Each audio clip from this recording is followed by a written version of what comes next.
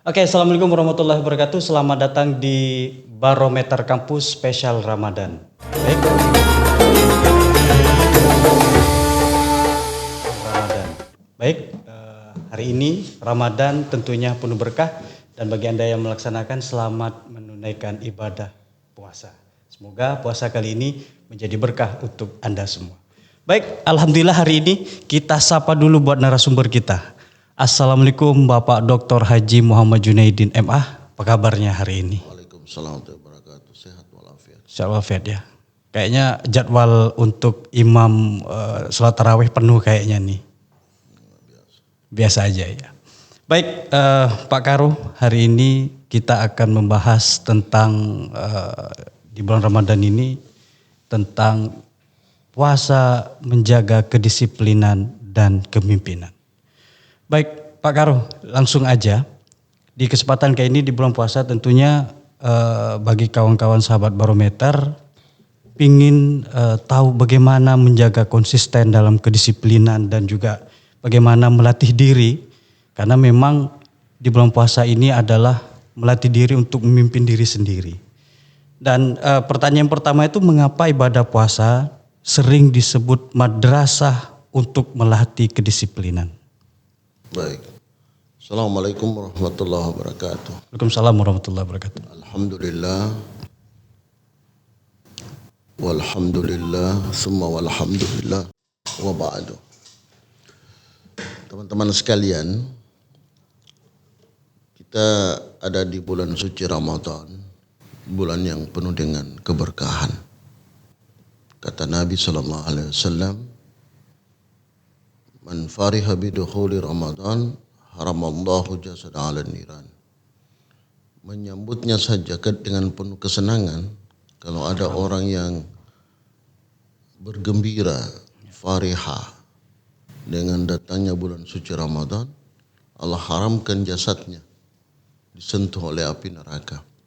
Sementara kita ini sudah berada di bulan suci Ramadan. Ramadan itu adalah madrasah rohaniyah, sekolah-sekolah spiritual. Manusia ini ada dua substansi, ada jasmani, ada rohani. Jasmani manusia ini yang setiap hari kita beri makan, yang setiap hari kita penuhi dengan kenikmatan duniawi. Sementara ada rohaniyah yang kadang tidak tersentuh. Manusia itu harus berjalan seiring. Jadi kalau ada orang yang hanya mementingkan akalnya, makanya dia akan merasa bahwa agama, spiritualitas tidak perlu. Padahal dia mengalami ada yang disebut dengan kegersangan. Jadi puasa itu sebenarnya kontrol diri manusia. Misalnya begini, manusia, dokter itu bisa tahu, dokter itu dia tahu dan dia bisa paham penyakit pasien. Dengan ilmu yang dia miliki, dia bisa mendiagnosa penyakit. Tapi kalau sentuhan spiritualnya tidak ada, maka dokter itu hanya menjadikan pasien itu sebagai sapi perah yang bisa dikalikan dengan biaya praktek. Seorang ahli hukum, dia bisa tahu pasal mana yang bisa digunakan untuk memenangkan sebuah perkara. Tapi ketika spiritualitasnya tidak ada, dia seenaknya saja. Tapi kalau ada spiritualitasnya, maka dia akan tahu bahwa berbuat adil itu mendekatkan diri kepada takwa. Jadi kita ini membabi buta mengejar kekayaan. Kita membutuhkan something spiritual. Banyak orang yang pintar, tapi sedikit yang punya etika. Banyak orang yang bisa tahu dia bisa tahu segala macam hal alam semesta dengan kemampuan sains. Tapi pernahkah dia tahu bahwa kerenungan diri, merenungi diri, mendalami diri juga jauh lebih penting daripada pengetahuan yang lebih tinggi. Banyak orang yang bisa menggerakkan gunung, yang punya kemampuan yang sangat luar biasa, tapi hanya sedikit yang mampu mengendalikan dirinya. Jadi puasa itu adalah something spiritual, madrasah ruhaniyah. Jadi puasa ini membuat kita bisa disiplin. Kita bisa sholat, kita bisa bangun sahur. Ya. Ada batasnya untuk imsak. Tidak boleh lagi setelah itu kita makan dan minum serta berhubungan seksual bagi yang punya suami dan istri. Ya. Bahkan berarti sedangkan suami dan istri saja tidak boleh kan? Jadi itu disiplin itu. Tidak boleh makan dan minum. Tidak boleh memandang yang tidak baik, berkata bohong dan sebagainya. Nah, nanti ada waktu untuk berbuka puasa. Jam 6 kurang dan sebagainya. Itu kita sudah dilatih mendisiplinkan diri. Makanya something spiritual, sesuatu yang berbau spiritual, ketika kegersangan melanda manusia modern, kalau Said Hussein Nasr itu mengatakan nestapa manusia modern. Ya. Jadi kita butuh kedai-kedai spiritual, warung-warung kopi yang membicarakan tentang spiritualitas. Ya. Jadi puasa itu ketika kita membabi buta mengejar kekayaan, maka puasa itu kontrol diri. Waridwanuhum minallahi akbar. Keridaan Allah itu jauh di atas segala-galanya. Orang yang berpuasa itu tidak Anda mau sombongkan apa? Ketika sudah mau berbuka puasa Anda tidak punya daya. Hanya seteguk air minum.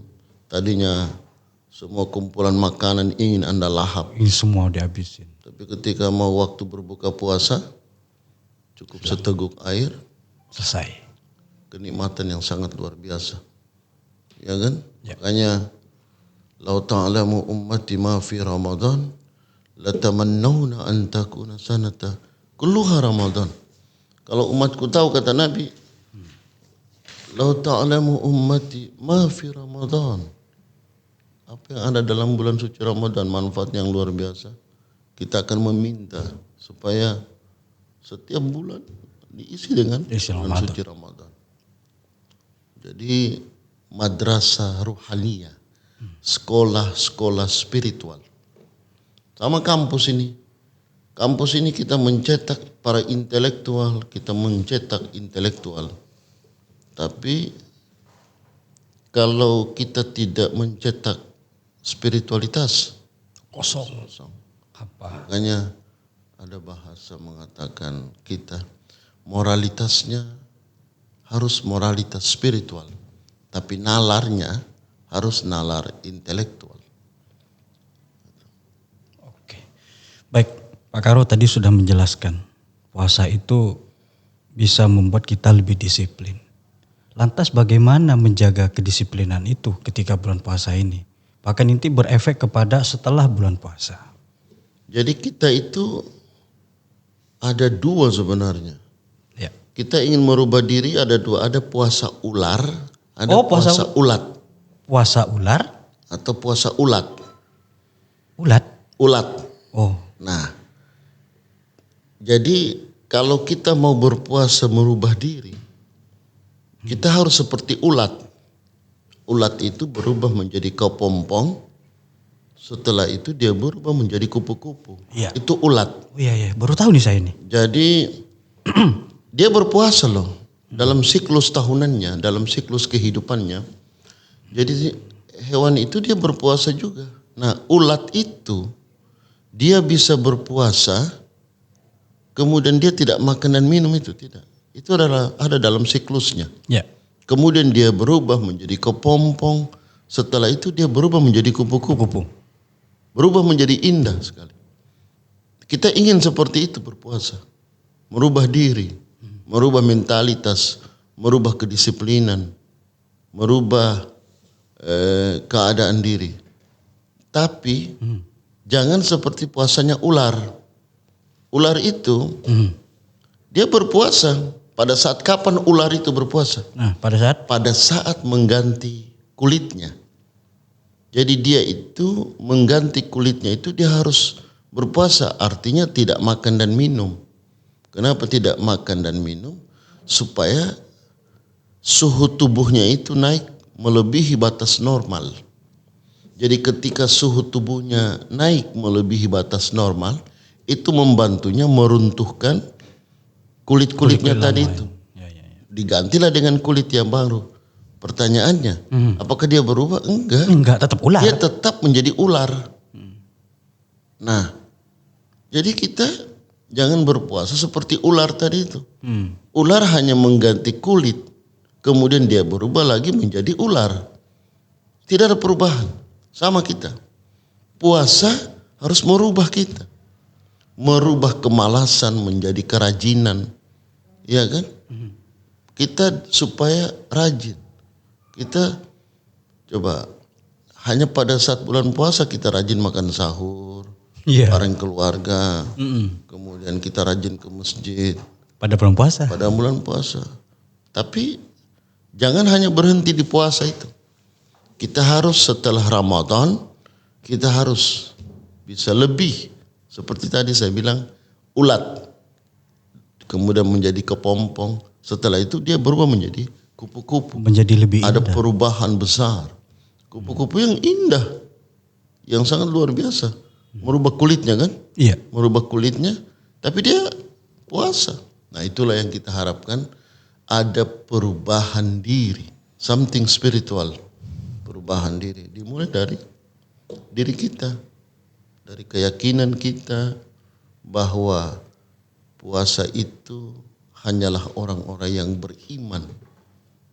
Yang Allah panggil. Makanya ya ayyuhalladzina amanu.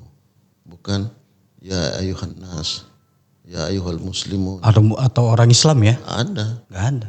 Ya itu tadi makanya keimanan itu harus diwujudkan. Saya gimana? Banyak orang yang mengaku berislam, tapi apakah dia beriman juga? Apa itu definisi iman itu? Definisi iman apa? Percaya. Tasdiqum biqalbi. Kita benarkan dengan hati. Ya. Kemudian disebut, diucapkan. Lisan. Setelah itu kita amalkan, implementasi kehidupan. Nah, puasa Ramadan itu mengajarkan semuanya. Coba, bagaimana wujud iman itu? Apakah bisa dilihat wujud iman itu? Bisa, bisa. Sama dengan pertanyaan, apakah kau bisa melihat aliran listrik? Bisa. Bisa. Dirasa sih bisa sih. Coba, ada aliran listrik, kemudian ada lampu. Ya. Kenapa lampu itu bisa menyala? Karena Ada listriknya. Kalau lampu itu tidak menyala, kemudian ada aliran listriknya, berarti ada yang konslet. korslet. Ya. Ada setrika, Ya. ada listrik. Kemudian setrika itu dicolok ke listrik, setrika tidak menyala, berarti ada yang Konslet. korslet. Sama TV. TV ketika dicolok, kemudian TV-nya tidak menyala, padahal listrik ada, berarti ada yang. Konslet. Nah, manusia juga korslet. Dia beriman tapi tidak sholat. Iya. Dia beriman tapi tidak puasa. Berarti dia Konslet. korslet.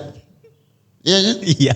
Tidak beriman. Apa beriman? Mengaku beriman. Mengaku dia beriman. Saya iman. Oh iya. Tapi kau tidak puasa. Kau tidak sholat. Berarti kau Konslet. korslet. Sama. Korslet namanya. Sama tadi. Jadi Konslet. Ya. Jadi ini gimana cara untuk konslet ini menjadi Puasa itu menyambung melatih kehidupan? tadi. Melatih. Kedisiplinan. Itulah kan makanya dalam hadis qudsi itu wasaumuli Wah, ana aja sih. Saya untuk puasa itu untuk saya kata Tuhan. Iya. Dan saya yang akan memberikan pahalanya. Saya yang akan memberikan ganjarannya. Ya kan?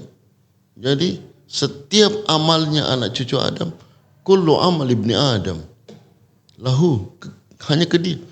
Illa siyam was-saumu li. Puasa itu untukku kata Allah. Makanya karena puasa itu adalah pelatihan diri. Apa namanya? Madrasah Tadi. Yang Anda tanyakan tadi itu madrasah, maka dia itu yang disebut dengan madrasah ruhaniyah, sekolah-sekolah spiritual, kampus spiritual. Luar biasa. Sahabat Barometer dimanapun Anda berada, tadi saya baru tahu ternyata puasa itu ada dua. Satu puasa ular, kedua puasa ulat. Ya, kalau ular dia ganti kulit untuk bisa puasa untuk ganti kulit, tetap dia menjadi ular ya Pak Karo ya. Yang kedua puasa ulat. Karena dia berpuasa sehingga menjadi kepompong, menjadilah kupu-kupu yang indah. Nah, kita sudah bisa menjawab diri kita sendiri, kita puasa apa? Puasa ulat kah? Puasa ular kah? Atau puasa naga kali? Nah, ini bisa dijawab Anda sekalian. Baik, terakhir nih Pak Karo. Ya kan, kunci agar Ramadan tahun ini menjadi titik balik, menjadi pribadi yang lebih baik. Karena banyak, sudah berapa Ramadan yang sudah kita lewati, tapi masih aja seperti itu.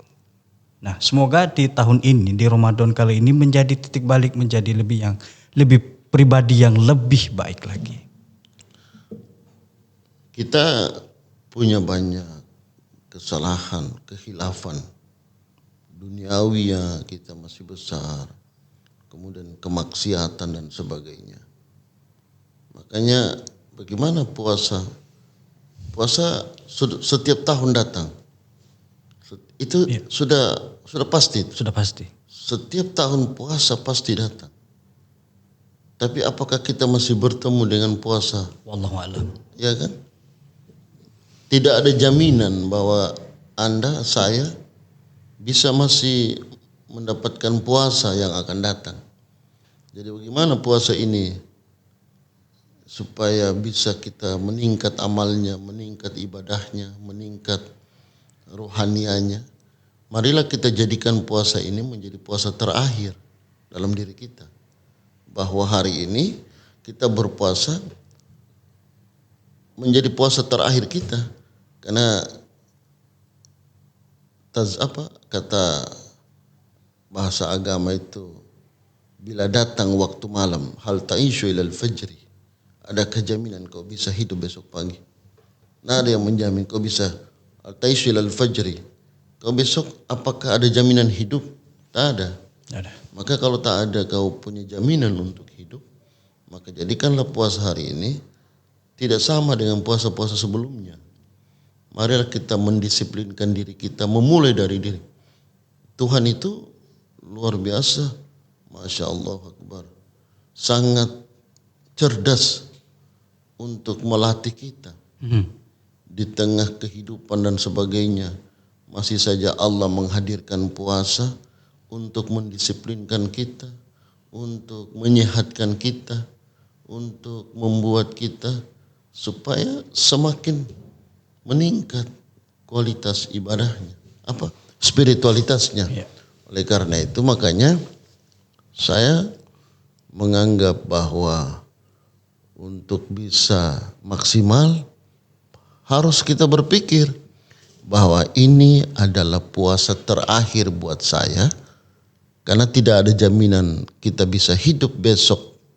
Maka ibadahnya, amaliyah Ramadannya banyak yang bisa dilakukan. Nah, jadi makanya puasa itu ya tadi sudah di awal kita bahas madrasah. Sebagai kampus spiritual, memunculkan kita menjadi pribadi yang baik. Itu tadi kita ingin berubah dari kekotoran menjadi kebersihan, dari keburukan menjadi kebaikan. dari ketidaktahuan menjadi tahu. Dari malas menjadi rajin. Ya kan? Ya. Itu tadi. Kita seperti kupu-kupu. Bagaimana kupu-kupu itu? Wah, itu indah. Coba lihat kupu-kupu. Berterbangan. Begitu indah. Ya kan? Warna-warni. Nah, kita itu spiritualitasnya seperti itu. Hinggap di mana saja. Ya kan? Indah sekali. Bayangkan perubahannya sangat dahsyat itu. Dari dia ulat. Itu kan perubahan sangat dahsyat. Berubah menjadi kepompong. Nanti setelah itu dia menjadi kupu-kupu. Itu sangat dahsyat perubahan. Nah, diri kita, kehidupan kita, spiritualitas kita, itu yang berubah. Ya. Ya kan? Nah, kalau kita sebagai ASN, ya rajinlah. Jangan malas. Jangan terima gaji buta. Terima gaji buta itu hanya datang absen, pulang, absen lagi datang. Selesai. Boleh. Ya kan? Ya. Nah, itu gaji buta namanya, tidak kerja.